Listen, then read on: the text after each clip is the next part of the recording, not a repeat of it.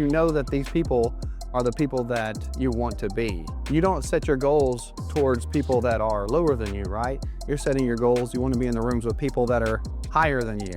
You want to learn how they think and the things that they do. Each time I had questions, I found answers to those questions with these kinds of people because they've already been there, they've already done it. As far as like the return on my investment, it's so astronomically as far apart from what I spent versus what I've either saved or made. No question, that's why I joined. If you really want to continue to grow, really want to be challenged, have the hard questions asked, and challenge your way of thinking, you should be doing this. If you want to continue in that same little path and your same little groove and you don't want to be challenged, you don't want anybody to question what you're doing, don't come.